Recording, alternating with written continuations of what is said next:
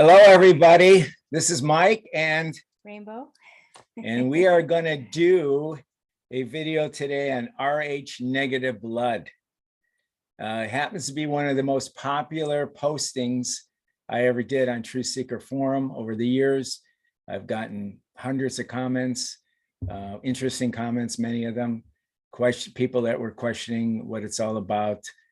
So we decided we're going to do one today. We both have done research over many years on the subject, and we've had, some of our own, I don't want to say experiences, but we've lived through some of the Rh negative factors. I'm A negative. Yes, and Rainbow is A negative, and I'm not sure what I am, but I could be. We'll see. We'll see. We think he's O negative. Oh, well, I know I'm O. I know I'm yeah, O. but we think he's O negative. So anyways, with all that said, there are some interesting theories about bloodlines that have to do with this Rh negative. The theories range from how does this affect the human race and possibly your role in the life and your status even on the planet. As you know, there are 4 types of blood, O, which is the most common, A, which is the second most common, B, which is third most common, and AB, which is very, very rare, fairly rare, I guess I would say. And it's mainly around the Mediterranean in North Africa where you find. Well, they say the royal family in England, they're AB. A lot of royals are AB. Right. And quite a few of them are also negative too. Yeah, that's what I mean. They're AB negative. Right, exactly. So anyways, the Rh factor, which occur in all blood types, are basically the negative means that you don't have any Rh factor. You don't have it. It's period. And the Rh factor somehow, it's a little controversy, possibly comes from some relationship or some blood possibly coming from the Remus monkey primate. Now I've read articles saying, yes, it really does. And other ones that say, no, it doesn't. But anyways, I believe there is some relationship there that goes on. In my research, I've come across probably more that said there is a relation to the rhesus monkey than not. Okay. So obviously, the majority of the population of the world is Rh positive. Okay. And there's only about 15% of the world's population that is negative. And one of the interesting facts is that there's a country, I guess it's a country, it's really a part of Spain called Basque. And it's it's located, I believe, on the border between Switzerland and Spain, I'm quite sure. And I think there about 33% of them are Rh negative. And huge, they're the biggest on the planet. The biggest on the planet, that's correct. And 53% of them are O's, which would not be that, since O is the majority. That wouldn't be that hard, but the combination would be said that they're O negatives. Most of them are O negatives that make up the 33%. And nobody seems to know why. There's really nobody can come out and say, yeah, because there's a lot of aliens that landed there, or anything related to aliens. They don't really know if that's the case, but it's an interesting fact anyways. So anyways, and there's another term that is thrown around is blue blood. And that's kind of seems to be related to the royal families of Europe. Yeah, and there's no, that's something I don't agree with. There's no blue blood. Okay, well, there is blood can be an Rh negative. Also, the blood actually can be slightly blue. Okay, and the reason it is because it does not. I know Rainbow doesn't agree, but it does not oxidize like positive does. So there isn't enough. There isn't a lot. There's less oxygen in the blue and Rh negative. That's why the babies sometimes come out blue. So anyways, that's what they call the blue bloods. Royal families have had this kind of, I'll call it blue blood, even though some people say that doesn't exist. Well, but a lot of them, go ahead. I think that we have to the caveat here is that the meaning of that is related to royalty. So if you're a blue blood, then, that's kind of like, it makes you different than everybody else on the planet. And so I think the connotation of blue blood isn't just what you stated. It's just that a lot of people who in chat rooms that I've looked at who've talked about them being Rh negative and all this stuff, they talk about a lot of blue in their blood. And, my blood runs red. So, and that's what a lot of other people now, stating what you said, as far as is what they found, what it does, that's different. But I'm just stating that the reason why I shook my head in the beginning of the blue blood thing is because it's just taken on a whole other, like life, where people think that it's just related to royalty, and it has nothing to do with that. Okay. So I'm just letting you know that. Yeah, I know. Absolutely. So anyways, there's been some other theories talking about the Rh negative blood is kind of a prize, I guess, for alien abductions. There really has been no studies on this. One of the things that I did when I interviewed back in the 90s, I interviewed probably 1,500 or so people in the Appalachian Mountains and North Georgia mountains. And unfortunately, I didn't talk or ask them their blood type. A lot of people don't know if they're, Rh negative or positive. They do know, a lot of people do know the blood type. But anyways, I did ask, I'm going to guess maybe the last 100 or so interviews, I did ask about blood type, and I asked about Rh negative, and I did get probably a higher than normal response. I'm thinking it was closer to probably 25 or 30% said they were Rh negative. And again, there was many people that, quite a few of them that didn't know. They knew their blood type, but they didn't know if they were positive or negative, unless their mother or somebody told them. Because it's typically the whole craziness, because you have to get the injections and all this other stuff right around birth, etc. With the mother does. With the mother, right. So anyways, sometimes, a little baby doesn't really know, obviously doesn't know what's really going on. No, so I anyway, didn't. No. Yeah, Rainbow didn't, but she was told that was the situation. Anyways, so my conclusion was, after all those interviews, was that people, I'm going to kind of read this, people with this bloodline or blood type factor have abilities that are created and passed down from genetic contact with non-humans. I think there could be something that there's a relationship there. I really do. Unfortunately, like I said, after doing all those interviews of contactees and abductees, I wish I would have, at the beginning of that, that 10 years of all that data I was collecting, I would ask that question. I mean, I ask a lot of standard questions, a lot of questions that I worked on to get information, but that one I wish I would have. It would have been really good. So with all that said, Rainbow, tell me about some of the things that you have done in the world of Rh negative. Well, let me tell you my story really quickly. My mom was, she was A negative. And so being the third daughter, I was the one that was the problem child.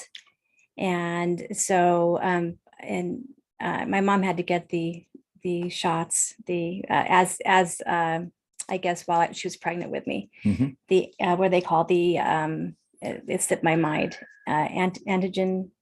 It's an antigen, what do you call it, that kind of blocks. Blocks so it keeps her body from actually going, like immune system going after something. So right, it would have went after the. It would have gone after the fetus. Right, after the fetus, right. So when I was born, they had to do complete blood transfusions with me, and the first time didn't work. The second time didn't work, and then the doctors told my dad it wasn't working. And my dad said, "You're going to do it again." And so the third time was the charm. And so I had to stay in the hospital for weeks. And so my life started out already with me being born and already having to fight for my life, because it just seemed like with Rh negative, sometimes that happens where you just kind of start out and then you kind of just find that throughout your life, you have these uphill battles.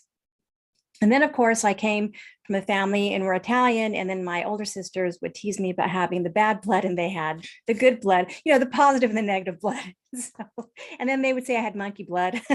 So Well, which would not be true. I know, It's but really it wasn't meant that way. it was They were, really the opposite. They had the monkey blood and you didn't. so anyways, Did you tell them that?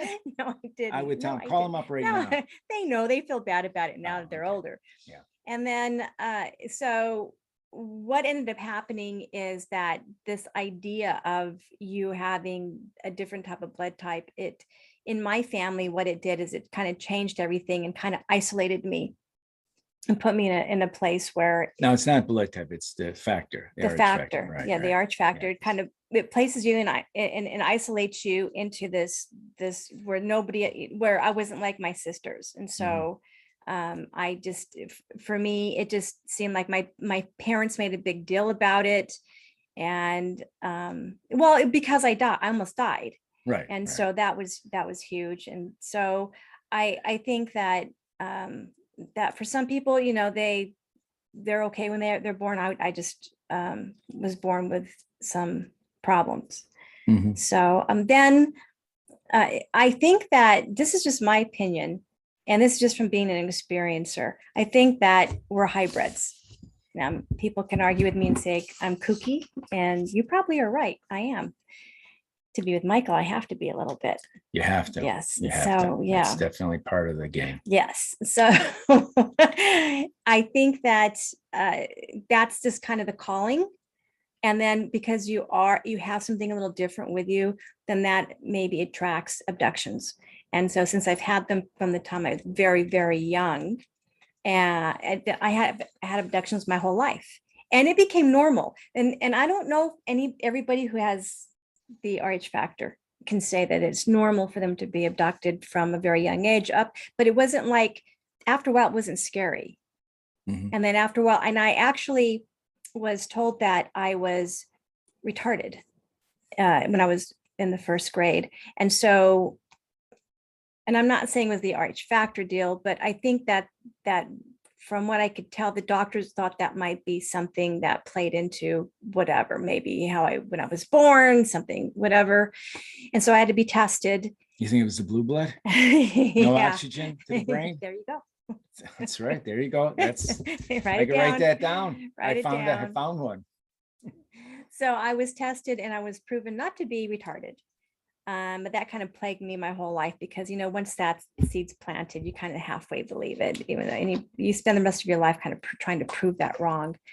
But I noticed that with a lot of the stuff that happened with the aliens, that I always sensed and felt that I was slightly different. And I don't know if other people who have negative blood, you know, whether it's O, A, B, whatever, I just think that you have a sense of something where you're just a slightly different. And then people notice that because I was on a chat room where I wasn't talking on the chat room. I was just reading the comments where a lot of people said when they were going through high school and then they would be going places, they would feel and sense that people knew they were slightly different. And that could just be a mind screw because you already think you're weird and different. And so you're just putting that out to everybody, you know, saying whatever.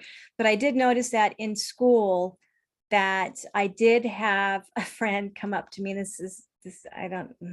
and she said that, and she was I thought she was a good friend, but she commented that I wasn't as popular as I could be because I was strange. What do you know? It's 16 and 17 in high school. I was like, what? I'm not strange. And she's like, well, you're just different. And so I literally think like in the herd mentality that if there's one, you know, whatever, like deer or elk or whatever it is in nature, that if something's a little different, the other Like herd reacts to like it. an albino or a white Yes, buffalo. yeah, Or they something sense like that. something's Yeah, different. sure. And so I think humans aren't any different in that regard. You know, mammals aren't any different, right? So and I'm not saying that she was right. I just know that I was always around. I don't know if you can be around aliens and not be weird anyways, because that's just kind of comes with the territory. But with the RH negative, it just kind of, I don't know, it just kind of like it makes everything even more strange. And I'm sure that people who, and I've talked to people who are Rh negative, who feel the same way I do, where you already feel a little, like you're on this planet, but you're from another planet, and you can't quite figure out why. Mhm. And you're always thinking, well, I'm not from here, I'm from, but where am I from? And then you don't know. So it's kind of like you're in that, you're a guest on this planet, and I love this planet, but I don't know where I'm from. And so there's a lot of people who have Rh negative blood who, when you look in the chat rooms, they say, oh, I just don't feel like I'm from here. Who knows? Okay. I don't know where I'm from either. So You're from Mars. yeah, right. You're from Venus. I'm from Jupiter. If I'm going to be from anywhere, I want to be from Jupiter. So you ready for me to talk about the personality traits?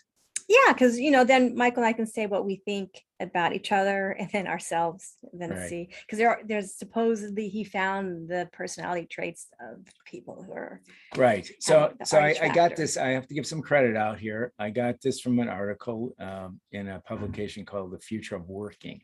I'm not really sure how this relates to it precisely. And the author of this was Keith Miller. So I give him a shout out.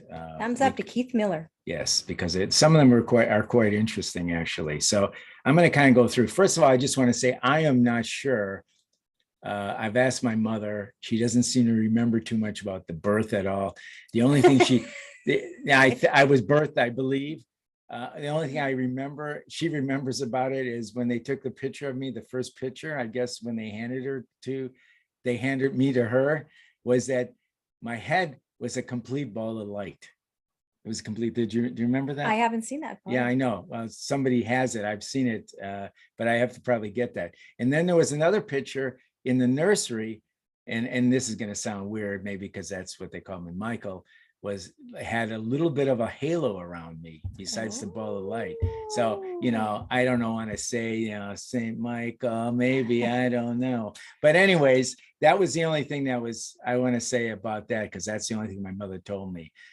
So anyways, so there's several items that this Keith Miller got from his research, and I want to just kind of go through them. These are personality traits that Keith Miller felt, and I kind of concur that a Rh negative person has from his research. So number one is you prefer facts to opinions. And I can say for sure, that is exactly right. Is that right for me? Opinions are fine. But there's millions of them. Okay. Facts are facts. And sure, facts change. Everybody's gonna understand facts do change. I was just going to say that. Yeah. So what about you, Rainbow? I'm on the fence post because I'm empathic, and I can't always prove the facts that I know because I am empathic. So for me, that doesn't really work, because if I get something from an entity or being or whatever, or I hear someone say something that confirms it for me, that kind of validates what I was told, but I can't prove that this, like if Loki or Worja say anything to me, I can't prove necessarily they exist. I mean, Worja did give us a gift, but these are the Sasquatch, that Rainbow. Yes, the Sasquatch or any cryptid. Right. But I can't prove it. So the fact aspect doesn't always work when you're empathic. Right. So I'm on the fence. But we can talk about that, because that comes up in another later on. Let's do it. Okay. You feel number two, you feel that you're separate from others. And you're different than others, basically, is what it's saying. And for me, my whole passion in the paranormal from almost all of my life, since at least 15 years old, that's basically what kind of keeps me separate from the rest of the population. I mean, there's a lot of people out there in recent years that are believing more in paranormal, UFOs, all those things. But for the most part, most of my life, it's been kind of a separate journey with just a close in friends, I would call them, that had similar interests. So, Rainbow, I think. I am literally told that everywhere I go. I was told at the last place that I worked, by customers just saying, "You don't look like you belong here." He said, "You're different." So I get told that all the time, wherever I move to or wherever I go, people will say that. And it's not necessarily they're saying I don't belong in that location because I'm not from there, but they'll state that I've had comments made that people say, "Well, you're just different." And I've actually had them come up and just say you're different. So I confirm that you are different. what that means, I don't know, but I don't worry about it. If I think we're all different anyways, I think that probably in this regard, they're stating, what Keith. what Keith is saying is, but this is number two, a characteristic, is that your difference is the fact that you may not be all human. And that's what I think. I'm not all, I think that there's some aspects to this where maybe we're not, but who knows? Okay, number three, you struggled to have close relationships. And this one, I'm going to say maybe. I mean, I'm not going to count my ex-wives or anything like that. Okay, it's just so many. There's so many. I can't count all of them. I don't even care. I don't have enough fingers. That's a joke. He can't count anyways. I can't count anyways. So, but anyways, I think really it's really, I don't have a lot of, I would consider really good friends. I have a handful of good friends because really it comes back again to the similar interests. And throughout my life, there wasn't, especially early on, there wasn't a lot of people around me that had similar interests in the UFOs, paranormal, all those things. So I think that kind of made that trend. And then I still, even today, it kind of still holds true. There isn't a lot of people, because I'm not overly interested in making friends with somebody that isn't, a close friendship with somebody that isn't, into what I'm into. So that's probably another reason why, Rainbow and I got together. How many years now? A long time. A long time. And it feels like 800. Oh, okay. Okay. But it's only been 8. Okay. Yeah, it's going on 8. You exaggerated by 100 times. Okay. Yeah. Very good. Okay. What about you, Rainbow? Oh, yeah. Yeah. I can say that at this point, I have 3 good friends that I've known my whole life. One is a medicine woman. Okay. And Anna Bellucci is phenomenal. She's my mentor. She gets me. She's gotten in my face a few times, read me the right act when I needed it. And then my other friends I met when I was very young, they just got me, they understood. And I don't necessarily talk about these things to them, but I can separate the two, because for me, I'm the kind of person where if I find good people, I feel blessed. And Rose and Jim are my family, and they're like, she's my sister. He's, like my brother-in-law. And so for me, they're like close, like family. And that's it. That's all I have is just those 3. And I'm blessed that I have them, because even to say you have one is a blessing, but I have 3. So, okay. But I have struggled my whole life. Yeah. So. Okay. Number 4 is you think you are the smartest person in the world. Yeah. Rainbow says that about me all the time, but I am so smart that I know I am not. So there you go. Yeah, no, now you're bossing me around. Okay. Yeah, okay. Michael thinks that I was birthed the day I met him. He's got to teach me how to live life. So it's true. Quite that no, bad. It's true. Okay. Let's move on to number 5. Hey, you don't want to ask me that question? But we It's know all that right. I don't think I'm the smartest thing there is because I know I'm not. So, No, it's all right. We're gonna and pass and pass see, through he that. didn't ask because he knows. See, in his mind, he knows I'm not because he is. No, guys, no, no. No, I you don't want proved to. my I don't want to point. stand that question too long because there'll be more stuff going on. Okay, number 5. You experience unusual encounters. All the time. Yeah, We we both can yeah. say that. That's the paranormal thing for us. I think. So, anyways, that one's quite apparent. No big deal. So number 6 is you experience unusual events. All the time. Yes. Okay, all the time. Do And you? what?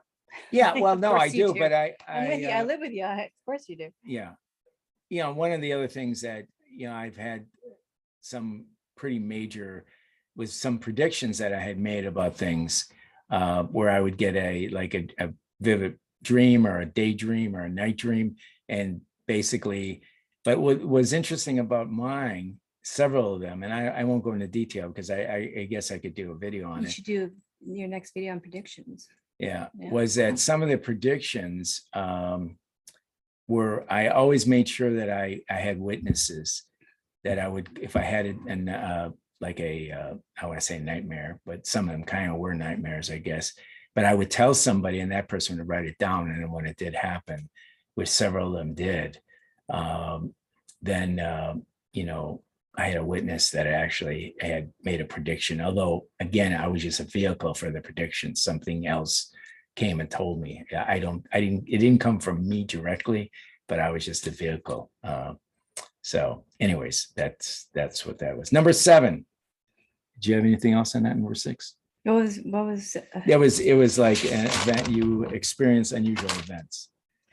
well, I mean, unusual events like missing time. Right. Yeah, there's a lot of missing time. So that you've had missing time, I'm sure. Where I've met people, and something unusual happened after I met them. Mhm. Someone came into my life and told me this is gonna. I've had a lot. This happened when I went during my years of studying medicine, the medicine way in Taos. I would have a dream, and then then the next day a medicine man would come and say, I was in your dream, and he'd have a rattle or he'd have a feather or something that was in the dream. And so yes, yes. Okay. So that was number 6, 6. 7. So we will go to number 7. You experience the emotions of others. Now, Yes. Rainbow is an empath, so that's absolutely Rainbow. I also, on occasion, can feel people's emotions.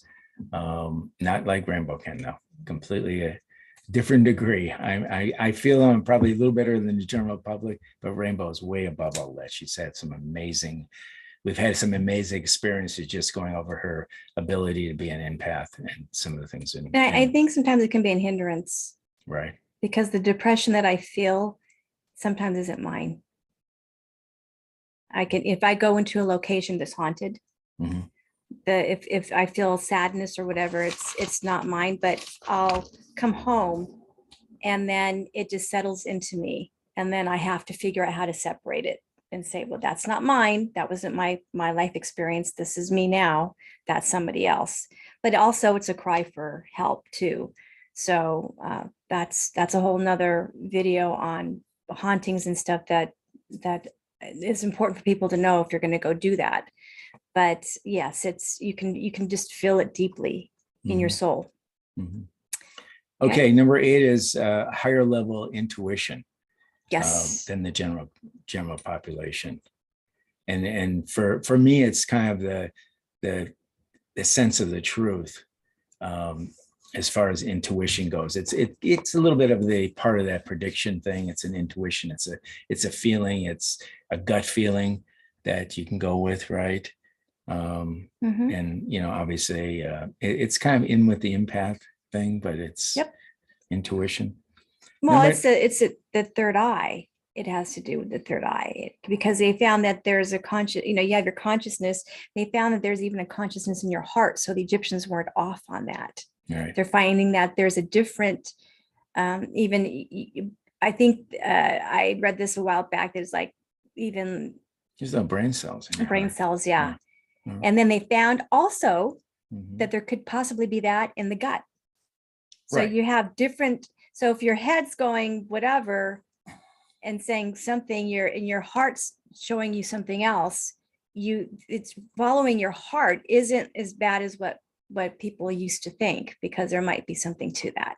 Right. And the other thing was the gut thing, which is really important, which you will find going in the future, they're going to treat a lot of diseases more through the gut than they ever did, because there's a lot of trillions of microbes in your gut. And for some reason, they can talk to each other in a way, in their own little way, and they can communicate with your brain and other parts of your body.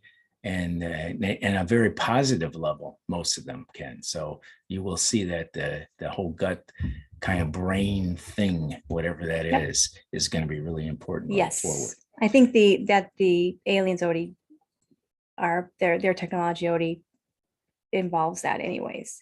Right. Because if you think about it, when they drive their spacecraft, they don't just do it through the mind. I think there's all different aspects of what they do to drive the spacecraft. So I think that's something that we're learning how to do. Just, well, I'm sure we're behind in knowing any of this information, but I think that in driving anything with your mind, like with intention or whatever, I mean, if you play all that together, then you're going to know that I think people are going to find in the future, 10 to 20 years from now, that there's a lot of stuff we can do, like even drive cars with our mind. Mm-hmm. I think sometimes I do that.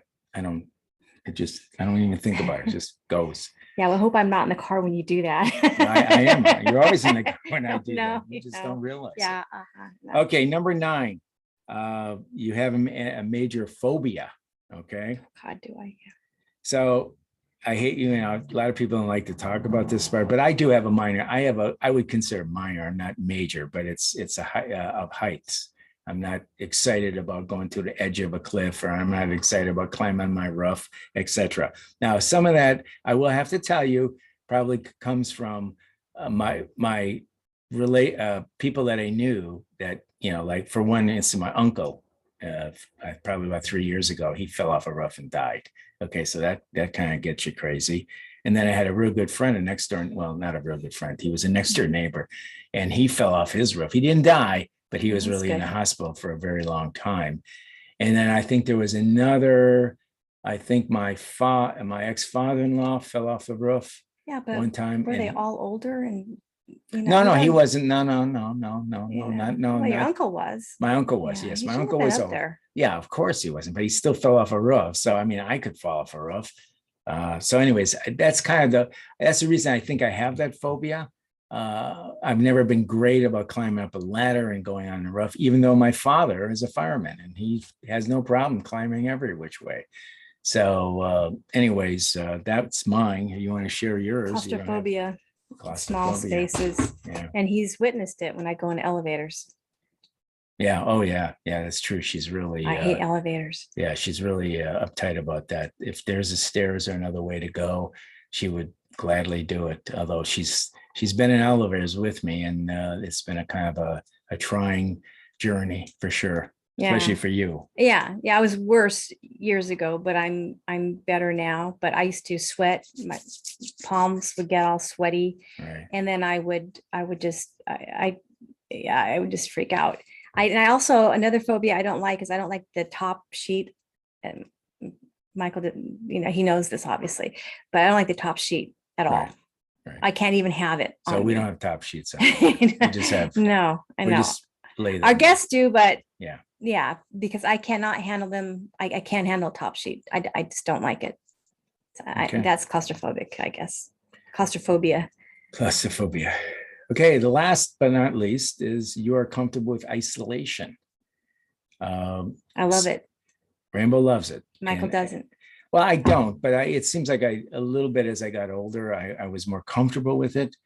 And with that also goes the seeking of relationships. I'm not the type of person who wants to go out and make a whole lot of friends. Okay.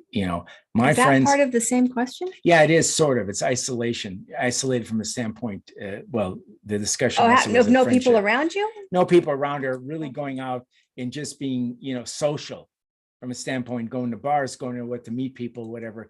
That doesn't interest me at all. Most of the friends I've happened throughout my life have come, maybe some from a work situation, but a lot of them just synchronistically kind of walk into my life. Yeah. And those are the best ones, to be honest with you, because there seems to be something maybe moving that particular person into one's life. But you're a little different though, because you Oh. create, you create what you want. So Yeah, a bit of a manifester. you Sure. manifest, yeah, Right, yeah. That's because so you could be, Michael could be on a deserted island, and he could do it. Not many people can, but Michael could manifest a boat coming by and people, on the boat, and them joining him on the deserted island. Yeah, but just my luck, the boat would come over, I jump in the freaking boat, and I go about another 10 feet, and the damn boat would disappear on me, and I'd be in the water. No, that wouldn't work. No, that wouldn't happen, because Oh, everything that you've man. manifested in your life has created the next direction. So I think that, and I saw, especially with the group that Michael founded in Albuquerque, New Mexico, the New Mexico UFO Paranormal Forum. Yeah. And that's how we actually met. And so his idea and just meeting a few people just expanded into hundreds of people coming once a month to these meetings and inviting some of the most amazing people in the field. So that's just, Michael's a manifester, so he could be anywhere and he could pull people in. I'm different. I like to be by myself, and I could care less sometimes if there's anybody around me. I'm just a rock hound. I'd go look for rocks or do whatever, so it wouldn't bother me. And that's where we had to have the happy medium, because he's not that way. Because I lived on ranches in the middle of nowhere, and the only way, well, I could only go into town on a dirt road, and it took 3 hours to get to town on a dirt road. So Michael couldn't handle that. How do you know? I know you. He's a Holiday Inn boy. Yeah, she's right. She's right. She's right. Okay. Anything else on? Well, I think that there is a mindset to people who have the RH factor, that and I think that a lot of people who are RH negative, they find each other. Somehow they do. And so there's this idea of somehow we just sense and know, and maybe that's the empathic aspect of the characteristic of being RH negative. So I think that what I like to just let everybody know, that who is RH negative, is that there seems to be like this movement where there's people who are looking for other people who are RH negative.